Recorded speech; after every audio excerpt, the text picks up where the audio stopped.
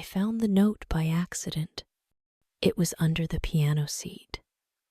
A small yellow paper. It said just one line. Don't wait too long. Time runs out. It wasn't signed. It wasn't meant for me. But it was in my house, in my living room, on the same piano my husband played every Sunday for our daughter. The same piano we saved for 5 years to buy. My hands shook. I read the words again. I felt cold, even though the room was warm. Something was wrong, very wrong. My name is Julia. I'm 38. I live in Seattle. I work at Harborview Hospital. I see blood, pain, loss every day. But nothing ever hit me like that note. It felt like a door had opened in front of me, and behind it, something I never wanted to see. At first, I thought it was just a silly thing, maybe from my daughter's school. Maybe my husband used it as a bookmark. But deep down, I knew better. That same week, he had started sleeping on the couch. He said he was tired, said he had back pain, but I saw the way he looked away when I asked questions. I saw how he turned his phone over when it buzzed. One night, I asked, "Are you okay?" He smiled, but it was not his smile. It was empty. Another night, I found a long hair on his jacket. Not mine, not our daughter's. My heart dropped. And then came the call. A crash. A street light. A car flipped near Northgate. They said he was lucky to be alive. I ran to the ER, my hands shaking, my heart loud. And when I got there, a woman was already at his side, holding his hand, calling him my love. She turned to look at me. She smiled. And in that moment, I understood. The note under the piano was never for me. After the crash, he came home quiet. He didn't talk much. He moved slower. He looked lost. I thought maybe it was the pain. The doctor said his ribs were bruised. Maybe his mind was tired too, so I tried to help. I made soup. I cleaned. I let him rest. But he didn't thank me. He didn't even look at me. Every day, he sat by the window. Just sat. Didn't read. Didn't play the piano. Just stared at nothing. Our daughter, Nora, asked him once, "Daddy, can you play my song?" He said, "Not now, sweetie." That broke me more than the crash. Nora loved his music. It was their thing. Every Sunday, he played while she danced around the living room. Now, silence filled that space. At night, he didn't come to bed. I woke up alone. I waited, but he never came. His phone was always near. He started locking it, turning it face down, taking calls in the bathroom. Once, I heard him whisper, "I can't talk now." I wanted to ask, "Who are you talking to?" But I didn't. Instead, I watched. I watched how he looked at Nora, but didn't smile. I watched how he held his coffee like he didn't even taste it. He left early, came home late, said he had a class. But I knew all his students were 10-year-olds. What class ends at 9 p.m.? Then one day, I found a second note. It was in his coat pocket, folded. It said, "I miss the way you hold me." That was not from a student. That was not from me. My hands started to shake again. My knees felt weak. I sat on the floor of our closet, the paper still in my hand. I knew what it meant, but I still didn't know how deep the hole was. Not yet. Not until the next storm came, and it came faster than I was ready for. It was a Tuesday when the storm hit. The rain started early, heavy, cold, the kind that makes your shoes wet in seconds. I was at work. I got a call at 4:12 p.m. A car flipped on 5th and Northgate. A man, alone in the car, broken glass, head injury, chest bruises. The name they said was his. I ran out of the hospital. I didn't even grab my coat. When I reached the ER, my hands were wet from the rain and from fear. My heart was too loud. The lights above me buzzed. My shoes squeaked on the floor. He was alive. That was the first thing I heard. He was in pain, but he would be okay. That should have been good news, but it didn't feel that way. Because when I turned the corner, I saw her. She was standing next to his bed, holding his hand, her head low. She said his name like a song. She called him my love, and he didn't stop her. I stood there, wet, cold, frozen. A nurse turned to me and asked, "Are you family?" I opened my mouth, but no sound came out.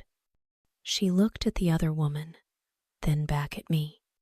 Her eyes said what no one could. This was not just a mistake. This was a life he had built without me. The woman turned around.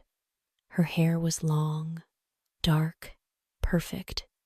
Her eyes locked with mine. She smiled.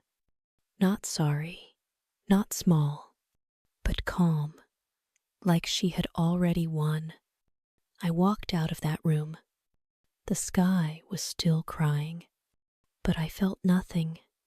Not the rain, not the cold, just one line stuck in my mind. I miss the way you hold me. Now I knew who wrote it. He came home 3 days later. He had a bandage on his head. He walked slow. He looked tired, but not from pain, from something else, something inside. We didn't speak much. He sat in the kitchen. I made tea. I put it in front of him. He didn't touch it, just looked down. I asked, "Who is she?" He didn't answer. I asked again, softer, "Do you love her?" He nodded. That one small move broke everything. 12 years. A house we built. A child we love. A life we made with 2 hands. All of it cut by a single nod. I said nothing. I didn't cry. Not then. My chest hurt, but my face was still. He looked up at me.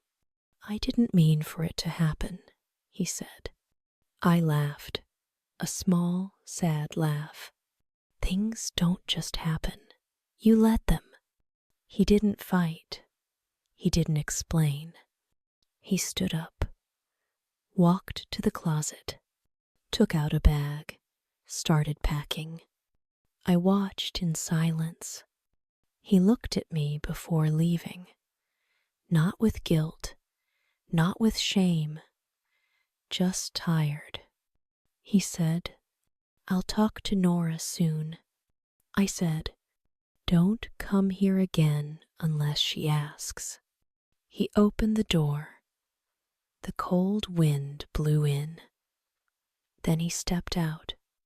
The door clicked behind him. I stood in the living room. Our family pictures stared at me. Our wedding day, Nora's first smile, A trip to Lake Union. Happy faces, frozen in time. I took them down, one by one. I left only one. A photo of Nora and her dad. She was 4. He held her up in the air. She was laughing. I looked at that photo for a long time. Then I said out loud, "You may have left us, but she still has that smile, and I'll protect it, even if I have to stand alone." The first night without him was the longest night of my life. The house was too quiet, too still.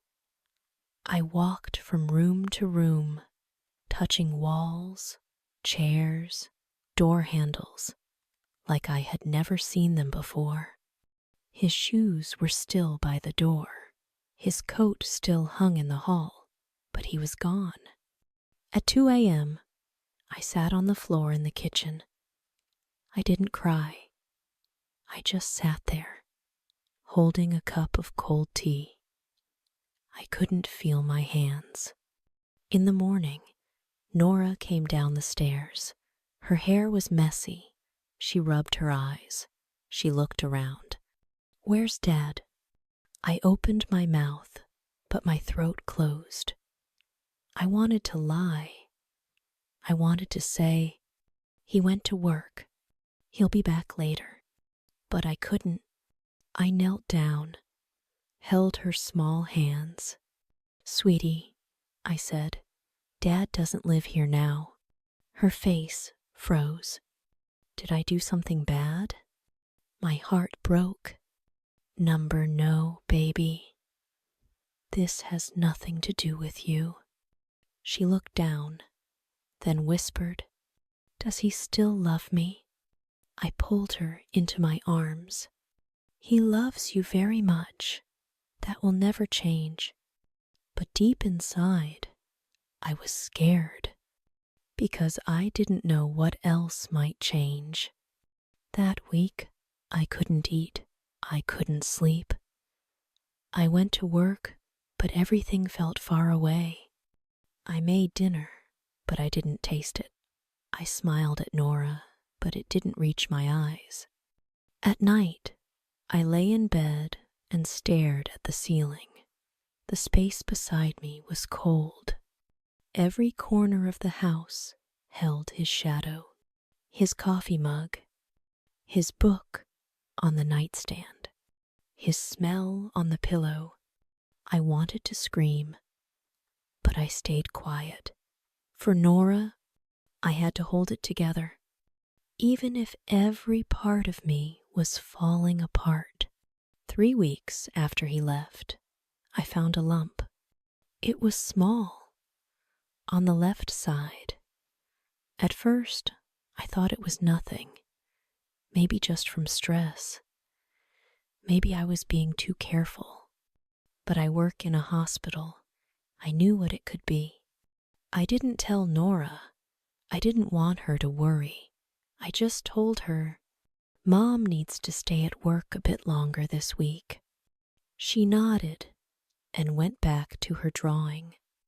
I stayed after hours and asked one of the nurses to check. Then came the scan, the test, the weight. The lump was not dangerous, but it had to go. They called it a clean case. Still, I was scared. It was my body now, changing, breaking, just like my life. The surgery was set for Friday. I packed a small bag and kissed Nora goodbye that morning. She asked, "Will you be home for dinner?" I smiled. Maybe not tonight, but soon. At the hospital, the lights felt too bright, the beds too cold, but I told myself I was fine. He didn't come. I thought he might. Maybe for a moment, I believed he would sit by my side and say, "I still care." But the one who showed up was her mother, Evan's mother. She sat down next to me. She brought tea in a paper cup. She didn't say much, just held my hand. After a while, she said, "You are stronger than you think, and more kind than I ever knew." That was the first time I cried in front of someone. And it wasn't from pain. It was from feeling seen. I don't know where you are listening from, but if you've ever had to be strong when you were breaking, please take care of your body, drink water, rest a little. Even 5 minutes helps. If you're still here with me, just drop a 7 in the comments. I'll know you're still standing too. The next day, I came home with a scar and a quiet fire inside me. I wasn't healed yet, but I had begun. It was a cold night in February. The rain was falling again. I had just finished my shift. The buses were late, like always. I waited under the small roof near the hospital gate.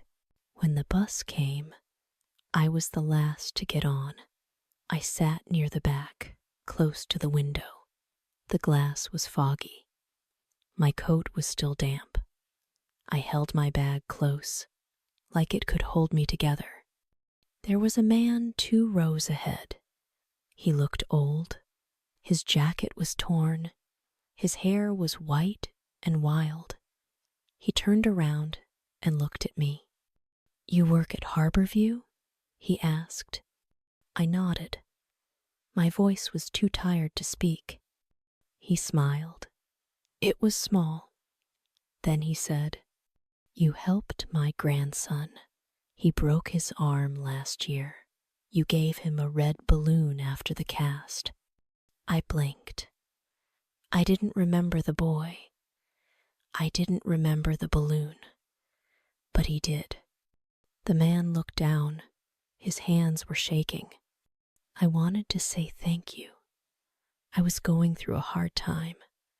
That small thing, it helped me remember the world still had kind people.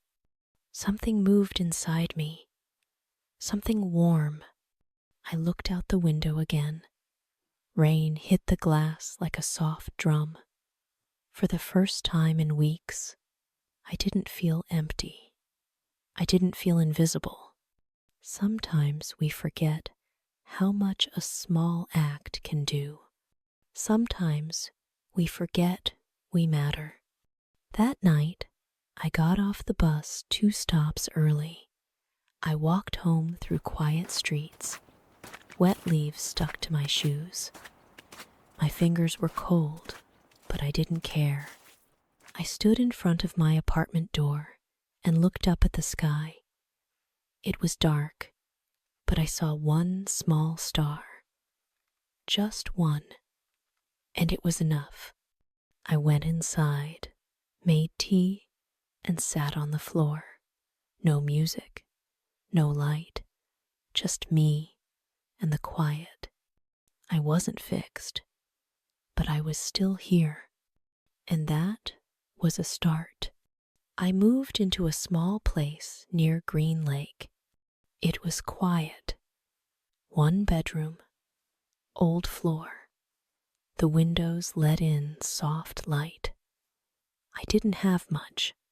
A bed, a table, 2 chairs, but it was mine.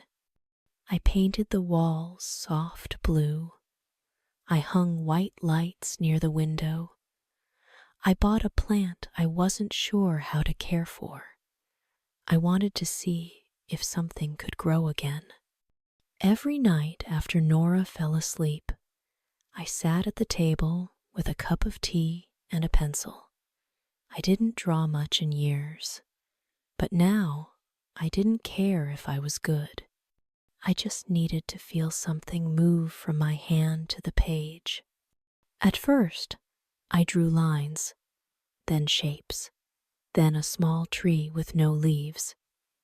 One night, I drew a woman standing in the rain. She had no umbrella, but she didn't look sad. She looked dock strong. I kept going. One Sunday, I put a sign in the library window. Art for women, no rules, no cost. Saturdays, 3 p.m. I didn't expect anyone, but the next week, 2 women showed up, then 5, then 10. We didn't talk about pain at first, we just drew. But over time, the room filled with stories. One had lost her sister. One had left a bad marriage. One had a scar like mine. We shared tea and soft music, sometimes silence, sometimes laughter. One day, a man came in late. He was old, wore a brown hat. "I want to draw," he said. I gave him paper. He sat, said nothing for a long time, then asked, "What color do you like best?" I looked at him. "I think I like blue." He smiled. "Blue is for water. Water keeps going." That night, I walked home slow. The air was cold, but not sharp. I passed the lake. The sky was clear. I saw my breath float in front of me. I didn't feel small anymore. I felt like the woman in my drawing. No umbrella, but still standing. Nora was growing fast. She was taller now. Her voice was deeper. Her drawings were better than mine. Every Friday night, we sat on the floor and made art together. She liked bright colors, yellow, pink, orange. One night, she looked at me and said, "Mom, you smile more now." I looked at her. "Do I?" She nodded. "Yeah, and when you smile, it feels real." I didn't know what to say, so I just pulled her close. We stayed like that for a while, just us. No words, no noise, just heart to heart. She started playing piano again, too. At first, I couldn't listen. It reminded me of him. But Nora didn't play sad songs. She made new ones, light ones. One Sunday, she said, "I wrote this for you." It was soft, simple, but it filled the room like sunlight. I sat by the window and listened, and I thought, maybe this is what healing sounds like. I still saw Alex sometimes, at school events, on the sidewalk near the market. He would wave. I would nod. There was no hate in me, but there was no space either. One day, he came to drop off a book Nora had left behind. She opened the door. I stood in the kitchen. He looked around, saw the paintings, the soft lights, the new space. "You've changed," he said. I smiled, not with pain, not with pride, just truth. I had to. He left without another word. Nora came back to the room. "Did Dad say anything?" I said, "Just that I've changed." She tilted her head. "Well, I like this you. This you is strong."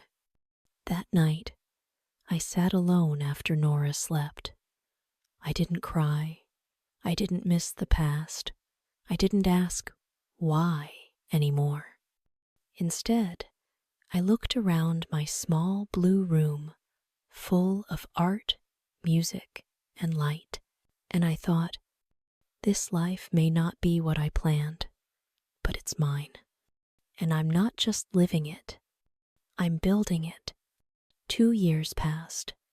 I still lived near Green Lake. The tree outside my window was taller now. My plant didn't die. My wall was full of drawings. Some days were hard, but most were soft. I worked at the hospital part-time. taught art on weekends, watched Nora grow into someone brave and kind. She wore her hair long now, played piano with both hands. One night, I stood by the lake. The wind was light, the water still. I closed my eyes and listened. Not for footsteps, not for voices from the past, just for my breath, just for now. I opened my eyes. The moon was low, the stars were soft, the path ahead was clear, and I was not afraid. I used to ask, why did he choose her? Then I asked, why wasn't I enough? Now I ask something else. Why didn't I choose myself sooner? The answer is simple. I didn't know I could. But now I do. I chose to paint. I chose to smile. I chose to sit in silence without fear. I chose to cry when I needed, and laugh when it came. I chose a life with color, a life with truth, a life where I don't wait for someone to see me. I see myself now. I'm still learning, still growing, still healing, but I'm not lost. I'm here, and I'm home. And if you're still with me, if you made it to this point, I hope you know this too. You don't need someone to choose you. You only need to choose you. It's the hardest thing and the most beautiful. I stood by the water one last time that night. I looked at my reflection. I smiled, not for what I lost, but for what I found. Me. Sometimes a life can fall apart in silence, not with loud fights, not with broken things, but with quiet steps, missed looks, words left unsaid. This story showed that the real breaking point is not always the day someone walks away. It's the days before that, the small lies, the cold rooms, the turning of a face you once knew. But it also showed something else, that even when you are left behind, you are not gone. You are still here, still breathing, still able to stand up. You can start again, even with less, even with scars. You can change a wall, draw a picture, plant something, help a stranger, hold your child, sip warm tea in the dark. And from these small things, something new grows. The story was never about the one who left. It was always about the one who stayed and what she chose to do with her pain. She didn't ask for this life, but she made it hers. Not perfect, but real. Not loud, but full. And that made it strong. Have you ever asked, why wasn't I enough? Maybe not out loud, maybe only in the quiet. When the house goes still, when your heart feels too heavy, when no one calls back, this story may not be yours, but maybe some parts felt close. A name, a room, a silence that stayed too long. The feeling of giving your best, only to be left behind.